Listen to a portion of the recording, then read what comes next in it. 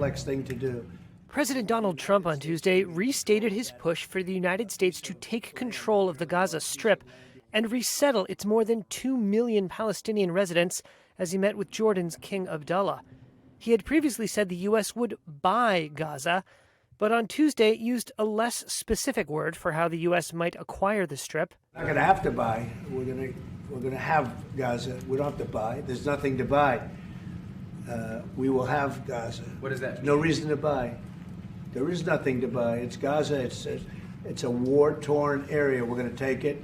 We're going to hold it. We're going to cherish it. And he seemed to dismiss outright the idea that Palestinian residents might resist their own relocation. Some people say this is ethnic cleansing. You won't be able to force them to leave their land. We're moving them to a beautiful location where they have new homes, where they can live safely, where they'll have doctors and medical. Nor was he daunted by the number of people he'd proposed to resettle. Does it concern you that moving 2 million people from there? It's a very small number of people relative to other things that have taken place over the decades and centuries. Trump suggested last month that Egypt and Jordan should take in Palestinians from Gaza, a proposal both U.S. allies strongly oppose. King Abdullah has previously said he rejects any moves to annex land and displace Palestinians. On Tuesday, he avoided answering reporters' questions about his stance, saying he was waiting for what he said was an Egyptian proposal on Gaza. How do you feel about the U.S. taking Gaza, as the president said? Well, again, this is something that we, as Arabs, will be coming to the United States with something that we're going to talk about later to discuss all these options. And Mr. President, take it under what? Trump has said he would consider withholding aid from Jordan if it refuses to resettle Palestinians. Jordan, which hosts American air bases and is a key intelligence-sharing ally, is already reeling from Trump's 90-day pause in foreign aid. The U.S. will take over the Gaza Strip, and we will do a job with it, too. President Donald Trump's plan for the U.S. to take over Gaza after permanently resettling Palestinians has sparked international condemnation. I don't want to be a wise guy, but the Riviera of the Middle East, this could be something that could be so bad. This could be so magnificent.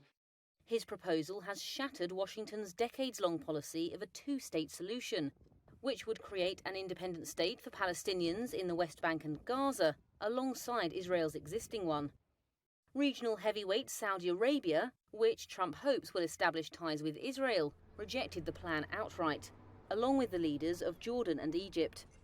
France said the forced displacement of Gazans would be a serious violation of international law and would further destabilize the region, while countries including Russia, China, the UK and Germany said they continued to support the two-state solution. Nabil Abu Rudaina is a spokesperson of Palestinian President Mahmoud Abbas. The President and the Palestinian people had already rejected fully and completely these demands. This land is a Palestinian land. It's the international law. It's the Arab Peace Initiative. We refuse any kind of transfer for the Palestinian people.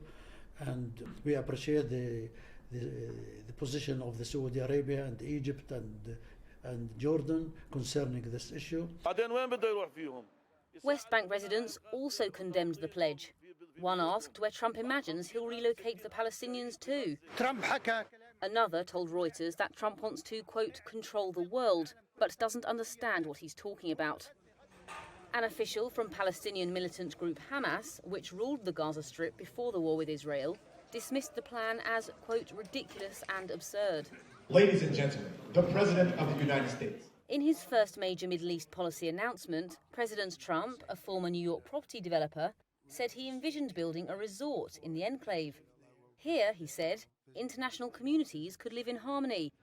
That's after over 15 months of Israeli bombardment devastated the coastal enclave of Gaza and killed more than 47,000 people by Palestinian tallies. It's not clear whether Trump will go ahead with his controversial plan or is simply taking an extreme position as a bargaining strategy. He did not provide specific details as he announced this proposal.